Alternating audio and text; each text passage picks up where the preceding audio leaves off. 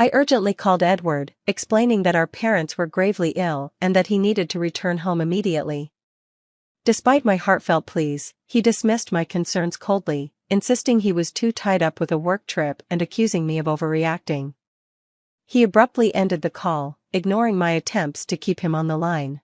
For weeks later, when Edward finally returned home, indifferent and distant, I had the painful task of telling him that he had missed both of our parents' funerals. Shocked and bewildered, he couldn't comprehend what I was saying, thinking it was some kind of cruel joke. I reminded him of the call I made, warning him about their critical health condition, and his face fell as regret washed over him, leaving him speechless. My name is Janet Rachel, a 51-year-old woman who has devoted her life to family, stepping away from a promising career in administration after marriage. My journey with Edward began in college, where we connected through our shared love for paddle. Initially, our relationship was strained. Edward, the leader of the paddle club and focused on national competitions, was harsh and demanding. He only cared about skill, not the experience, and I often found myself relegated to the sidelines, picking up balls after failing to meet his high expectations. But my frustration turned into determination. I practiced relentlessly in private, and during a practice session, to everyone's surprise, including Edward's, I successfully returned one of his challenging serves. That moment earned his respect and admiration, and for the first time, our relationship shifted from animosity to a budding connection. From that point on, my feelings for Edward deepened, despite his continued strict demeanor. I found myself falling for him, and our bond grew stronger. During one of our monthly gatherings, after a social night, Edward unexpectedly confessed his feelings for me, admitting he had fallen in love. Surprised but elated, I eagerly accepted, and we decided to keep our relationship a secret from the club to avoid disrupting the team dynamics. I was so in love that the secrecy didn't matter. Being with Edward was all I wanted. Our relationship endured beyond college, and we married when I was 23. At Edward's suggestion, I left my job to commit to being by his side. I was completely captivated by him, imagining a bright future together. Now, 25 years later, our life has settled into a more predictable routine. The excitement of our early days has given way to a comfortable, familiar life. My attention to personal style has relaxed. Where once I meticulously chose outfits and applied makeup for every date, I now favor comfort and rarely wear makeup. As a homemaker who rarely interacts with anyone outside our home, I've embraced a natural look. Reflecting on these changes, I can't help but notice how much I've changed since my younger years. I've gained weight, and my appearance now mirrors the before photos seen in weight loss ads. This shift in how I look might be contributing to the more routine nature of our relationship, and I sense that Edward now sees me less as a passionate partner and more as a maternal figure. He even makes light-hearted comments, asking for coffee in a way that feels more like a caretaker's role than a wife's. This gradual transformation in our dynamic marks a significant evolution from those early days of love and ambition. Edward's parents live just a 20-minute walk away, and they have always been kind and supportive. In return, I visit them often, eager to help, especially as their health has been failing. My father-in-law is battling a serious illness, and the doctors have given him little hope. He expressed a wish to spend his remaining days at home, and we brought him home for palliative care. The strain has been heavy on my mother-in-law, who seems increasingly worn out by the burden of caring for him. As someone who doesn't work outside the home, I've tried to step in and support, but the toll of it all is beginning to weigh on me as well. I've been helping my mother-in-law nearly every day, yet it's clear that the full responsibility of caring for my father-in-law falls on her shoulders, and it's visibly taking a toll. One evening, she asked if I could stay the night to assist her, her voice filled with hope. I had to decline, though, because Edward, my husband, expects me to be home every night. My refusal left her disheartened, her disappointment clear. Edward has a commanding presence, and he's never been one to help with household chores. He expects dinner to be ready and the house in order when he returns, and leftovers are not an option. Any deviation from his expectations often leads to an intense reaction. One day, I arrived home late after helping my father-in-law, only to be met with Edward's anger. He prioritized his needs over his father's, and I remained silent, knowing that arguing would only make things worse. This dynamic has left me feeling trapped. As a homemaker, I feel guilty for not standing up to Edward or offering my mother-in-law the support she needs during this difficult time. Edward's behavior has been increasingly erratic. He often comes home late without notice, sometimes clearly intoxicated, and his excuse is always the same: he has the right to spend his money however he pleases. This pattern has left me feeling isolated, torn between my duties as a wife and my desire to support my in-laws. Despite my role at home, Edward's expectations have become harder to accept. His frequent nights out were beginning to concern me, not just for our family, but for the families of those he spent time with. Edward, with his authoritative position at work, often used his power to pressure colleagues into socializing after hours. He would boast about always going out with the same coworker, a man who lived alone and was single, claiming that his colleague was always eager for company and drinks. I tried suggesting a compromise to Edward, asking if he could inform me ahead of time about his plans so I could better support his parents, especially with his father's worsening health and his mother's increasing stress. But Edward dismissed my concerns with a laugh, insisting his outings were spontaneous and that his mother could manage on her own. He prioritized his needs over everything, even rushing me through household tasks, without regard for my feelings. Then, unexpectedly, Edward announced he was planning a 3-week trip to Thailand. I was stunned, filled with questions. He had taken the initiative to request time off work and had already thought about what he wanted to do and eat there.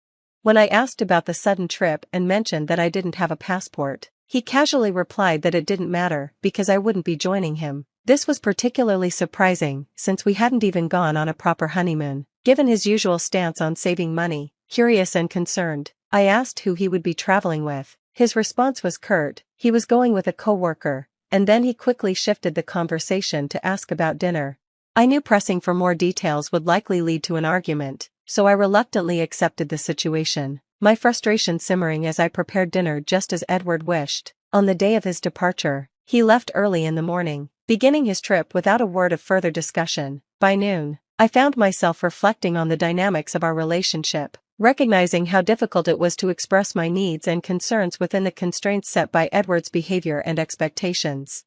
In a moment of urgency, I called Edward, only to be met with impatience. "What do you want? I'm about to board a plane," he snapped, irritation clear in his voice. I pleaded with him, explaining the dire state of his parents' health and urging him to reconsider his trip. But Edward dismissed me coldly, claiming he was on vacation and telling me to handle the situation myself. His lack of empathy stung as he hung up, leaving my calls unanswered thereafter. Murmuring a quiet promise of regret, I resigned myself to waiting for his return. 3 weeks later, when Edward finally came back, he seemed unaffected by the events that had unfolded in his absence. I confronted him with the news of his parents' passing, and he reacted with disbelief, questioning me as if I were playing a cruel joke. I explained the heartbreaking details of how his parents had deteriorated and passed away, despite my constant visits and care. Their sudden decline was something I couldn't prevent, and the guilt weighed heavily on me. My anger toward Edward grew, fueled by the memory of his parents' suffering and his complete disregard for their well-being. It was clear he had always placed his own desires above his family's needs, a fact that was impossible to ignore in the face of such tragedy. Confronting him, I accused him of prioritizing a leisure trip over the well-being of his parents. Edward's silence spoke volumes. He seemed unable to face the reality of his choices and the consequences they had brought. In that moment, my disappointment and frustration with him were overwhelming. His carefree demeanor after returning from his vacation stood in sharp contrast to the grim situation at home, underscoring the profound selfishness of his actions.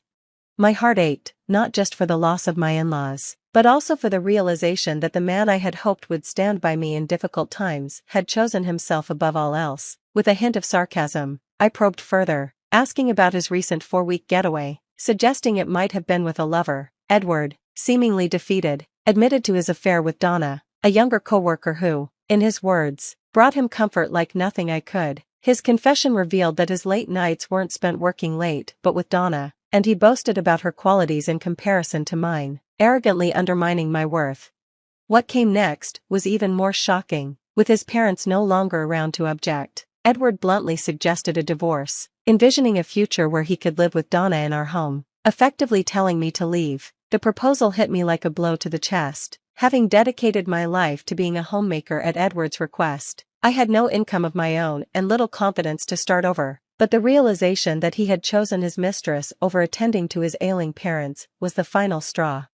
With firm resolve, I left him for good. I packed only the essentials and soon found refuge in a budget motel. A week into my new reality, Edward's call broke my peace. His voice was panicked over a missing checkbook. Unfazed, I informed him that the financial documents and accounts under his name were untouched at home, only the checkbook was missing. I had taken only what was mine, the savings I had built up over time and the gifts from my family, all safely tucked away in an account in my name. It wasn't part of our joint property, and I had no obligation to share it with him. Edward, however, was desperate. He had squandered his salary and bonus on his lavish trip and was now hoping to dip into my savings to cover his recklessness. For the first time, it became clear to me just how much Edward had taken my financial stability for granted. He expected me to clean up his mess, but I refused. I suggested he get an advance from his paycheck if he needed money that badly. It was his responsibility to face the consequences of his actions, not mine. As the conversation wore on, I couldn't help but fill him in on the harsh financial reality of his parents' situation. There would be no significant inheritance coming his way. His parents had lived off their pensions, and his father's healthcare costs had eaten through almost everything they had. I also warned him to vacate their rental apartment to avoid further costs. It was a reality check he clearly wasn't ready for, and he struggled to grasp it. With a newfound sense of independence, I told Edward he was on his own. I had no obligation to support him anymore. His reaction, full of disbelief and desperation, did nothing to sway me. His previous actions had already drained any sympathy I might have had for him. I couldn't help but laugh at his situation. After all, this mess was his own doing. His affair with Donna and the way he'd thrown me out of our home without considering the financial implications had brought him to this point. His concerns about his job and the potential fallout from his affair were of no concern to me. I made it clear that he and Donna were the architects of their downfall, and I had no pity for them. Edward continued to plead, acknowledging his mistakes, but I remained unmoved. I ended the call with a final warning of regret, and that was it. Any obligations I had to him were over. The divorce process began soon after. Edward was initially hesitant, mostly due to financial concerns and the fear of his actions becoming public, but eventually, he was convinced by legal counsel to proceed. The divorce marked the end of a chapter defined by his betrayal and financial mismanagement. Thanks to my lawyer's expertise, the division of assets was favorable for me. Edward, who had already wasted most of his savings, found himself in a precarious financial situation after the divorce. He struggled to make ends meet, even dealing with the fallout from having to clear out his parents' apartment and cover the rental costs. Donna, who had originally sought Edward for professional gain, quickly distanced herself when the affair became public. She saw no further use for him and moved on, leaving Edward even more isolated. After everything unraveled, Edward sought to reconnect with me indirectly through our lawyer. His attempts to win me back and request financial assistance were relayed to me with a hint of irony. The desperation in his voice as he begged for help only reinforced my decision to cut ties with him completely. His financial struggles and inability to manage his life after the divorce were a direct consequence of his own decisions. Meanwhile, I had begun to move forward. I decided to re-enter the workforce and landed a part-time job at a local convenience store. It was a brand new experience for me, and I found myself enjoying it far more than I expected. I quickly adapted to the physical demands, whether it was manning the register, managing inventory, or keeping the store tidy. The work was a welcome change, and my manager even mentioned that I might secure a permanent position. It was a small, but hopeful, step toward rebuilding my life. Looking back, I see this chapter not as a decline, but as a midpoint full of potential. The end of my marriage wasn't a setback, but a launchpad for new beginnings. As I navigate this next phase of life, I do so with a renewed sense of purpose and joy, eager to embrace whatever opportunities lie ahead.